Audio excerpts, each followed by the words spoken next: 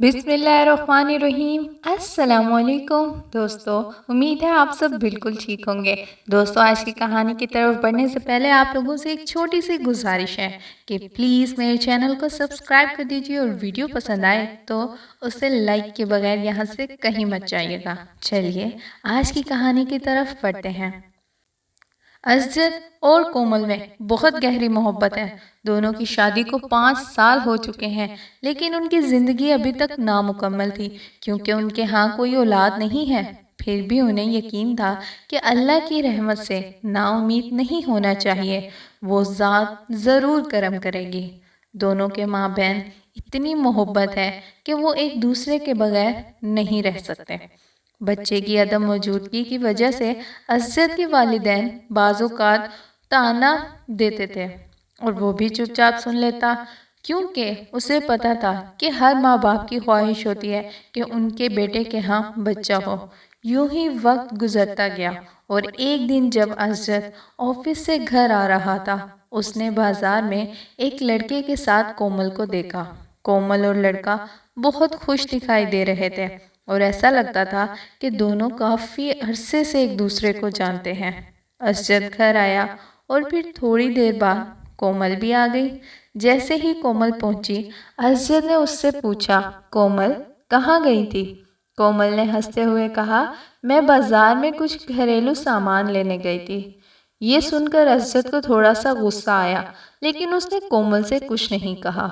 उसके बाद असजद ने कोमल को एक ही लड़के के साथ मुतअद्दिद बार मुख्तलिफ जगहों पर देखा। एक दिन असजद ने देखा कि लड़का कोमल को घर छोड़ने आया है।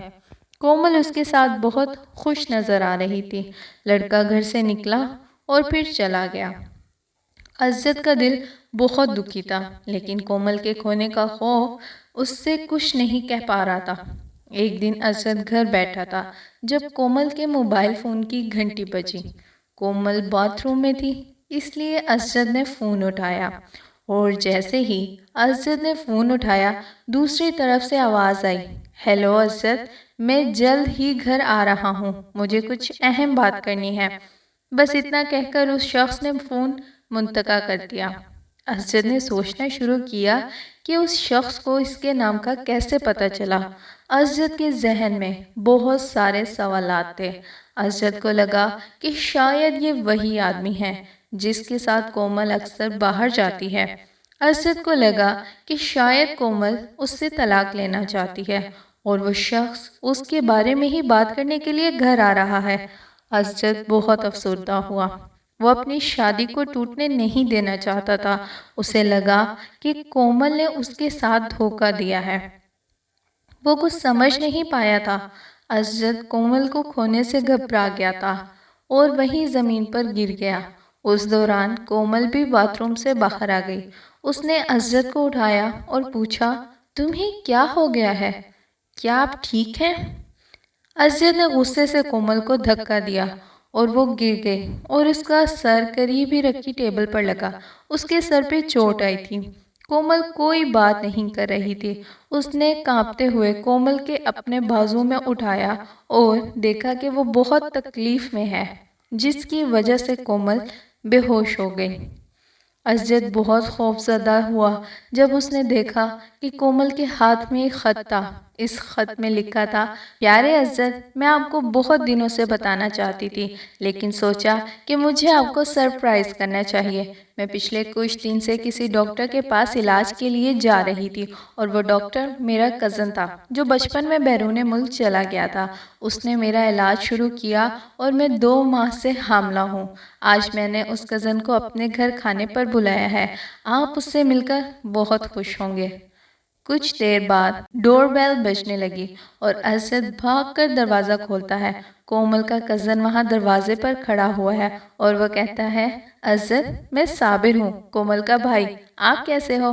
तभी उसकी निगाहें कोमल पर पड़ती हैं, जो खून में लिपटी हुई ज़मीन पर पड़ी थी। साबिर कोमल को अस्पताल ले गया और वहाँ कोमल कोमा में चली गई। कोमल अपने बच्चे को भी खो देती है। असद उससे माफ़ी मांगना चाहता है, लेकिन कोमल अभी भी कोमा में है। एक छोटी सी गलती से कोमल और असद की ज़िंदगी उस मोड़ तक आ गई। दोस्तों, یہ کہانی ہمیں بہت کچھ سکھاتی ہے۔ ہمارے گہرے رشتے میں کسی نتیجے پر پہنچنے سے پہلے اپنے ساتھی سے بات کرنی چاہیے۔ خامیاں ہم سب میں ہیں، لیکن اپنے ساتھی کو قصوروار ثابت کرنے سے پہلے اچھی طرح سے جانچ پڑتال کر لیں، اور سب سے اہم بات، اس سے کھل کر بات کریں۔ جو آپ دیکھتے یا سنتے ہیں، ضروری نہیں کہ وہی سچ ہو۔ دوستو، مجھے پوری امید ہے کہ آپ کو آج کی یہ کہانی بہت پسند آئی ہوگی۔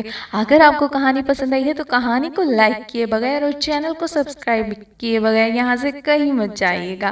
پھر ملیں گے ایسی ہی کسی خوبصورت داستان کے ساتھ نیکسٹ ویڈیو میں۔ تب تک کے لیے خوش رہیے، خوشیاں بانٹیے، اپنا خیال رکھیے، اپنے ماں باپ کا خیال رکھیے۔ اللہ حافظ۔